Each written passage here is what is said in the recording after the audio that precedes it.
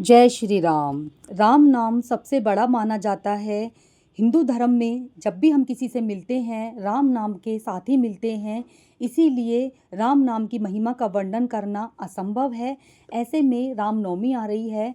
रामनवमी पर घर पर ही सरल तरीके से कैसे हम प्रभु श्री राम का पूजन कर सकते हैं, आज इस वीडियो में हम जानेंगे। देखिए, रामनवमी जो मनाई जाती है हिंदू ग्रंथों के अनुसार रामनवमी प्रभु श्री राम के जन्म उत्सव के रूप में मनाई जाती है। इसीलिए हम सभी को रामनवमी पर प्रभु श्री राम का पूजन जरूर से करना चाहिए। बहुत सरल तरीके से आपको पूजा करना बताऊंगी। वीडियो अच्छी लगे तो प्लीज़ लाइक करिएगा और कमेंट बॉक्स में जय श्री राम जरूर से लिखिएगा। देखिए, ज़्यादा जल्दी सुबह आपको पूजा करने की ज़रूरत नहीं है। कन्या पूजन के बाद 10-11 बजे के आसपास आप आराम से पूजा कर सकते हैं।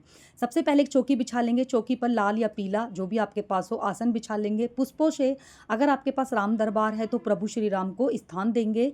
बिना हनुमान जी के राम जी की पूजा संभव नहीं है, इसीलिए हनुमान जी को भी जरूर से स्थान देंगे। अगर आपके पास राम दरबार नहीं है तो आप फोटो या मूर्ति आपके पास जो भी है आप वो ले सकते हैं। इसी तरह हमारी पूजा बिना गणपति जी के भी संभव नहीं होती है। थोड़े से पुष्पों से गणपति जी को भी स्थान देंगे। गणपति जी को स्थान देने के बाद जल से हम प्रभु श्री राम का नाम लेते हुए चौकी का शुद्धिकरण करेंगे। चौकी को जल से छींटे लगाएंगे, पूरी चौकी का शुद्धिकरण कर लेंगे। देखिए, रामनवमी पर प्रभु श्री राम की पूजा में दियों का बहुत अधिक महत्व है। आपके पास 5, 7, 11, 21 जितने भी हों दिए जरूर से लगाने हैं। मैंने यहाँ 5 दीपक ले लिए हैं। आप चाहें तिल के तेल के भी दीपक जला सकते हो, आप चाहे तो घी के भी दीपक जला सकते हो। मैंने यहाँ तिल के तेल के 5 दीपक ले लिए हैं। 5, 7, 11, 21 जितने भी आपका सामर्थ्य हो उतने दीपक लगा लीजिएगा। इस तरह से हम प्रभु के सामने दीप जरूर से जलाएंगे। दीपों का बहुत अधिक महत्व होता है प्रभु श्री राम की पूजा में। अब उसके बाद हम प्रभु श्री राम को, गणपति जी को, हनुमान जी को, सभी को रोली समर्पित करेंगे। रोली से टीका करेंगे सभी को। रोली से टीका करने के बाद सभी को हम वस्त्र रूपी कलावा जरूर से समर्पित करेंगे। आपके पास अगर चुनरी या पटका हो तो आप प्रभु श्री राम या माँ सीता को पटका या चुनरी भी अर्पित कर सकते हो। इसी तरह हनुमान जी को, सबको कलावा समर्पित करने के बाद कलावा जनेऊ जो भी आपके पास है आप वो समर्पित कर सकते हो।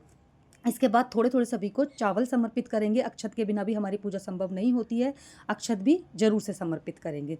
अक्षत समर्पित करने के बाद गणपति जी को सबसे पहले हमें अलग से भोग लगाना होगा, क्योंकि गणपति जी की पूजा में तुलसी का प्रयोग नहीं होता है और प्रभु श्री राम की पूजा में तुलसी के बिना भोग स्वीकार नहीं होता है। तो गणपति जी को बिना तुलसी के अलग से भोग लगा देंगे। भोग में आप घर की मिठाई, लड्डू या ऋतु फल आपके पास जो भी हो आप वो ले सकते हो। देखिए, प्रभु को भी भोग लगाएंगे, लेकिन प्रभु के भोग में तुलसी जरूर से डालेंगे, क्योंकि प्रभु श्री राम बिना तुलसी के भोग स्वीकार नहीं करते हैं। श्री हरि विष्णु के जितने भी अवतार हैं उन सभी में हमें तुलसी का भोग लगाना बहुत ज़रूरी होता है। जल समर्पित करेंगे, बिना जल के भी हमारी पूजा संभव नहीं होती है। देखिए, माता सीता के लिए सबको पहले पुष्प समर्पित कर देंगे।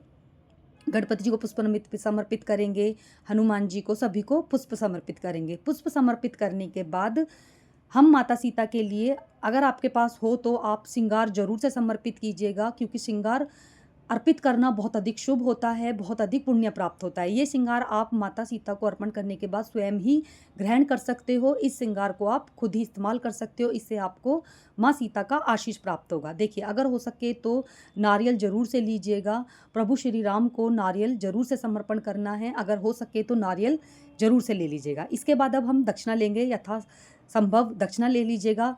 दक्षिणा के बिना भी हमारी कोई भी पूजा संपन्न नहीं होती है, इसीलिए दक्षिणा ले लेंगे। देखिए, इस तरह से सारा सामग्री हम समर्पित करने के बाद हाथ जोड़कर प्रभु से प्रार्थना करेंगे, प्रभु मैं आपका पूजन कर रहा हूँ या कर रही हूँ, आप मेरी पूजा को स्वीकार करिए, मेरी मनोकामनाओं को पूर्ण करिए, घर में सुख शांति का वास करिए। इस तरह से अगर आप चाहें आप रामायण का पाठ कर सकते हो, आप चाहे सुंदरकांड कर सकते हो, आप चाहे तो रामनवमी की कथा सुन सकते हो। इस तरह से आपका जो भी पाठ करने का मन हो वो आप पाठ कर सकते हो। उसके बाद हम प्रेम पूर्वक हाथ में दीपक ले लेंगे। अलग से भी दिया लगा सकते हो, चाहे तो इससे भी कर सकते हो। सबसे पहले प्रेम पूर्वक गणपति जी का पूजन करेंगे, गणपति जी की आरती करेंगे। गणपति जी की आरती करने के बाद प्रभु श्री राम की आरती करेंगे। इस तरह आरती करने के बाद हमारी पूजा संपन्न हो जाएगी। फिर हम भगवान से प्रार्थना करेंगे कि भगवान आप अपना भोग ग्रहण करिए। जब प्रभु से भोग ग्रहण करने के बाद सीधे हाथ में जल ले लेंगे, चौकी पे 2 बार जल फेर देंगे। जब तक हम जल नहीं फेरते हैं तब तक प्रभु का भोग स्वीकार नहीं होता है। प्रभु को भोग स्वीकार करने की प्रार्थना करेंगे, इस तरह से हमारी पूजा संपन्न हो जाएगी। देखिए बहुत ही सरल तरीके से हम घर पे पूजा कर सकते हैं।